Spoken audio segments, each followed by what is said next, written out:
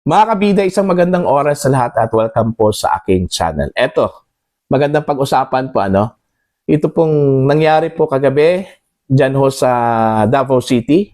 Nabulabog po mga kabida yung mga tao doon, lalong-lalo na po doon mismo sa mga residente na malapit po sa bahay ng dating Pangulo. Mga kabida. Dahil napapalita po kagabi na lulusubin daw, papasukin daw ito hong bahay ng dating Pangulo. At isi-serve yung search warrant, mga kabida.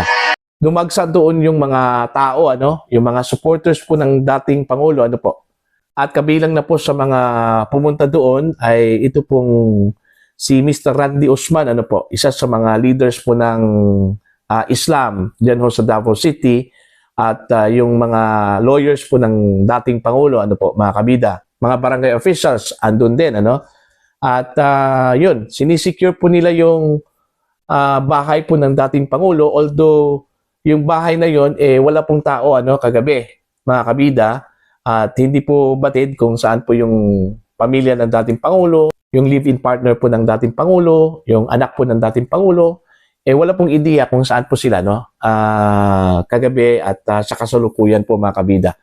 So yun po, umabot po ng magdamag yung mga tao, nagstay po doon, hanggang dumating po itong si Davao City Mayor Baste Duterte, mga kabida.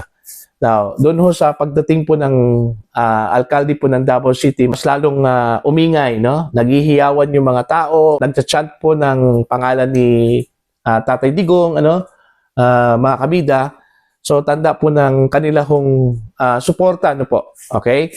Now, nagsalita po itong si Mayor Duterte, mga kabida, at hihiramin ko lang po itong video po ng Brigada News FM Davao, para iparinig po namin sa inyo yung naging pahayag po ng alkalde po ng Davao City, Baste Duterte, patungkol ho dito sa napabalitang i-raid yung bahay po ng kanyang ama, Diyan ho sa Dunya Luisa Village po, sa may Ecolad, mga kabida. Pakinggan po natin itong si Mayor Duterte. Wala kaso na dyan, tinuod lang. So sila, gusto sila mo tanaw, ana-ana. Na ko'y respeto sa trabaho sa polis. Ang problema diha, wa ko'y salig sa liderato na to.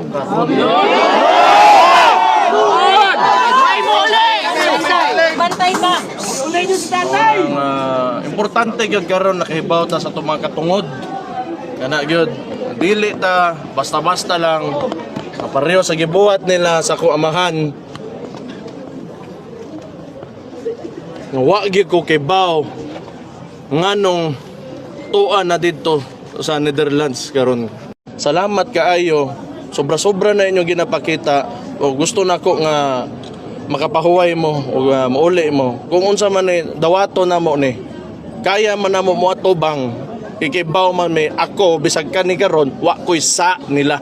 Wa ko'y sa bisag kang kinsa.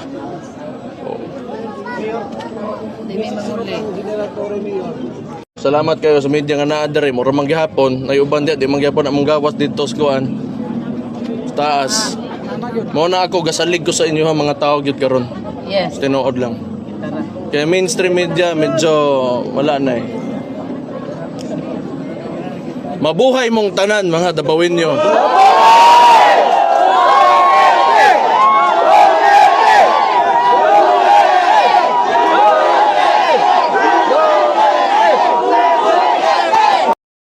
Ayun po, actually, 3 clips yan, mga kabida. Yung unang clip po, pasensya na po doon sa mga Tagalog, hindi ho ninyo naintindihan yung sinabi po ni Mayor Duterte kasi Bisaya kasi yun Cebuano So, itatranslate ko na lang po.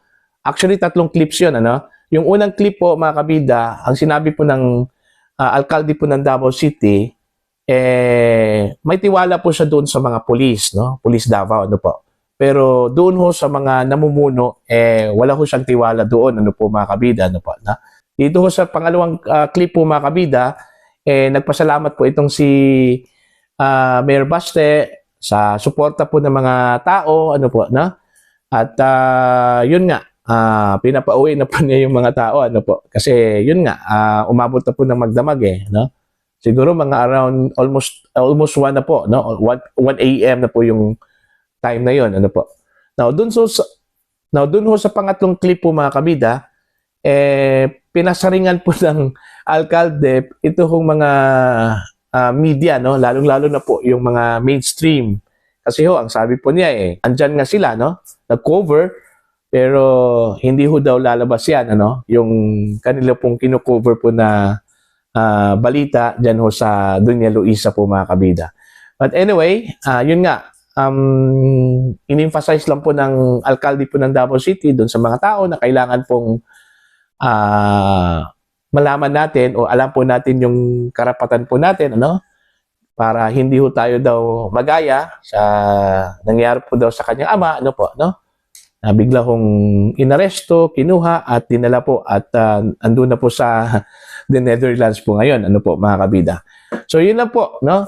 Yung balitang isi-search yung bahay po ng dating Pangulo, hanggang ngayon wala pong pulis, ano po. In fact, wala pong nakitang pulis doon. Okay? Meron pong inilabas na pahayag ito pong PRO 11, no? Police Regional Office 11, at maging itong DCPO po mga kabida, na hindi ho daw totoo yung balita na papasukin yung bahay ng dating Pangulo, ano? Fake news daw yun, mga kabida, ano po, na? So far, wala naman pong indikasyon na meron pong mga pulis doon, ano? Pero, meron pong napansin mga kabida na isang APC, ano? Okay? Armored Personnel Carrier. At usually, ginagamit yan po ng mga sundalo yon, ano? At unusual daw yung presence po ng APC doon mismo sa malapit lang po, no, sa bahay po ng dating Pangulo po mga kabida. So marami hong nagkaroon po ng conclusion na baka meron ngang gagawin, ano, doon mismo sa bahay ng dating Pangulo because of the presence of the APC, ano po mga kabida. Kasi ho, yun nga, sabi ko nga kanina batay dun sa mga balita, unusual daw yung APC, no? Yung presence po ng APC doon, ano po. Okay? So, yun po, ang nangyari po kagabi, ano? So, aabangan na lang po natin yan kasi may mga haka-haka din na baka daw, pag wala na daw yung mga tao, baka doon daw papasukin yung bahay, ano po, no? Pero so far, in fairness naman po sa PNP, ano, dininay nila po yun, ano? Na wala akong katotohanan na papasukin daw yung bahay ng dating Pangulo, ano po. Okay? Tsaka wala akong search warrant na in-apply po yung PNP, ano po, mga kabida, no? Ang lumabas lang po dito na possible reason daw kung bakit po i-raid daw yung bahay, ito speculation lang po ito, mga kabida. Hindi po to sa akin, ano? Kasi alam naman po natin si dating Pangulong Duterte, mahilig po sa armas, di ba? At saka nung time po na siya po ay presidente po ng Pilipinas, paulit-ulit yung sinabi po na nangongolekta po siya ng mga armas, ano po.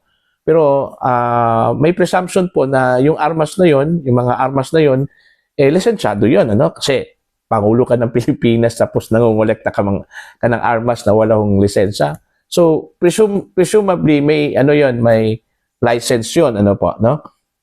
Yung tanong lang po kung hanggang ngayon